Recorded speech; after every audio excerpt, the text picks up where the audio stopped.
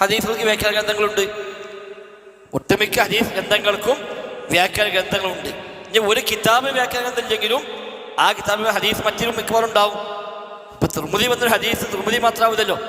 കുറെ ഹദീസ് ബുഖാരിയിൽ ഉണ്ടാവും, കുറെ ഹദീസ് മുസ്ലിമിലുണ്ടാവും, കുറെ ഹദീസ് അബൂദാവൂദിലുണ്ടാവും.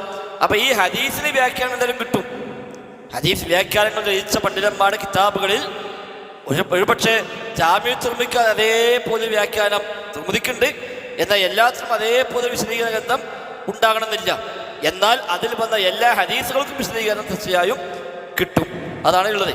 തിർമിദിക്ക് ഉണ്ടായ ഏറ്റവും പ്രധാനപ്പെട്ട വ്യാഖ്യാനമാണ് തുഹ്ഫത്തുൽ അഹ്വദി.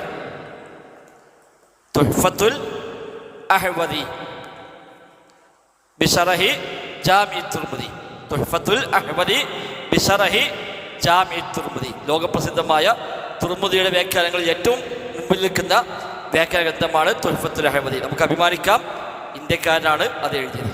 കേരളക്കാരനല്ല, ഇന്ത്യക്കാരനാണ് അത് എഴുതിയ ആൾ. സുഫീർ റഹ്മാൻ അൽ മുബാറക് ഫൂരി എന്നറിയപ്പെടുന്ന പ്രഗത്ഭ പണ്ഡിതനാണ് ഇതിൻ്റെ രചയിതാവ്. അതാണ് ലോകത്ത് തന്നെ തിർമിദിയുടെ വ്യാഖ്യാന ഗ്രന്ഥങ്ങളിൽ ഏറ്റവും പ്രബലമായ ഗ്രന്ഥമായി അവലംബിക്കപ്പെടുന്നത്. അതെ, അത് തുഹ്ഫ ഫിഖ്ഹിലെ തുഹ്ഫയാണ്.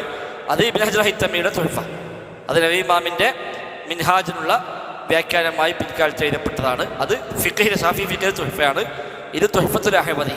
അതേപോലെ പിന്നെ ആലിലത്തുൽ അഹ്വദി എന്ന പേരിൽ മറ്റൊരു വ്യാഖ്യാനമുണ്ട്. ഇദ്ദേഹം ഏകദേശം ഒരു 400-500 കൊല്ലം മുമ്പാണ്. അപ്പം ഏത് ഹദീസുകൾക്കും വ്യാഖ്യാനങ്ങൾ കിട്ടും. അത് ഒരുപക്ഷെ ആ കിതാബിന് അങ്ങനെ തന്നെ വ്യാഖ്യാനമില്ലെങ്കിലും അതിൽ വന്ന റിപ്പോർട്ടുകൾക്കെല്ലാം വ്യാഖ്യാനങ്ങൾ തീർച്ചയായും കിട്ടും. ആധുനിക കാലത്ത് ഷെയ്ഖ് അൽബാനി റഹിമഹുല്ല തിർമിദിയിലെ മുഴുവൻ ഹദീസുകളും പഠന വിധേയമാക്കുകയും സ്വഹീഹ് വേറെയും ദഈഫ് വേറെയുമായി വേർതിരിക്കുകയും ഇന്ന് നമുക്ക് ഒരു മാർക്കറ്റിൽ പോയിട്ട് നമ്മൾ തിർമിദി കിതാബ് വാങ്ങുകയാണെങ്കിൽ അത് രണ്ട് പിന്നെ വാള്യങ്ങളായി തന്നെ വേർതിരിച്ച് ഇന്ന് കിട്ടും. സ്വഹീഹ് തിർമിദി, ദഈഫ് തിർമിദി എന്ന് പറഞ്ഞുകൊണ്ട് 2 കിതാബായിട്ട് കിട്ടും. അപ്പോൾ സ്വഹീഹ് തിർമിദി വാങ്ങിയാൽ ഈ ഇമാം തിർമിദി കിതാബിൽ വന്ന ദഈഫൊക്കെ ഒഴിവാക്കി സ്വഹീഹ് മാത്രം ക്രോഡീകരിച്ചത്. ദഈഫ് തിർമിദി എടുത്താൽ ഈ കിതാബിൽ വന്ന ദഈഫുകൾ മാത്രം ക്രോഡീകരിച്ചു. അങ്ങനെ അദ്ദേഹത്തിൻ്റെ കിതാബിനെ തന്നെ ഷെയ്ഖ് അൽബാനി 2 വേർതിരിച്ചു. തിർമിദി, അബൂദാവൂദ്, നസായി, ഇബ്നു മാജ ഒക്കെ ഷെയ്ഖ് അൽബാനി അങ്ങനെ വേർതിരിച്ചിട്ടുണ്ട്.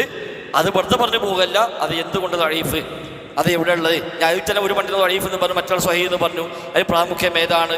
അതൊക്കെ അടക്കം പഠന വിധേയമാക്കിക്കൊണ്ട് അതിലെ മുഴുവൻ ഹദീസുകളെയും അദ്ദേഹം വേർതിരിച്ച് എല്ലാം രണ്ടാക്കി തന്നു. മതവിദ്യാർത്ഥികൾക്ക് അത് വലിയൊരു സൗകര്യമാണ്.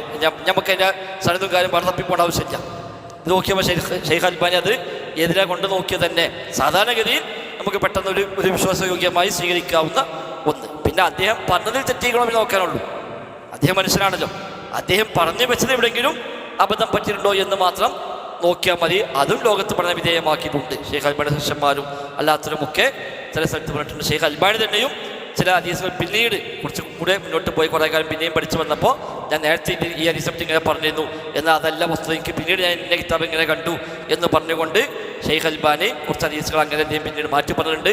അത് സെപ്പറേറ്റ് കിതാബുമുണ്ട്. തറാജുഅത്തുൽ ഇമാം അൽബാനി അൽബാനി ഏതൊക്കെ അങ്ങനെ മാറ്റി പിന്നീട് അഭിപ്രായം പിന്നെ പേരിട്ട് രേഖപ്പെടുത്തി അതുമാത്രം ക്രോഡീകരിച്ച ഗ്രന്ഥങ്ങളും നമുക്കിന്ന് ലഭ്യമാണ്. അപ്പം ഇന്ന് നമുക്ക് ഇതിൽ സോഴ്സ് ഇല്ലാത്ത പ്രശ്നമില്ല, മനസ്സില്ലാത്ത പ്രശ്നമേ ഉള്ളൂ. സോഴ്സിലല്ലാത്തതിലുമുണ്ട്, നമ്മൾക്ക് മനസ്സ് കൊടുക്കുന്നില്ല എന്ന് മാത്രം. അല്ലാഹു അഅലം.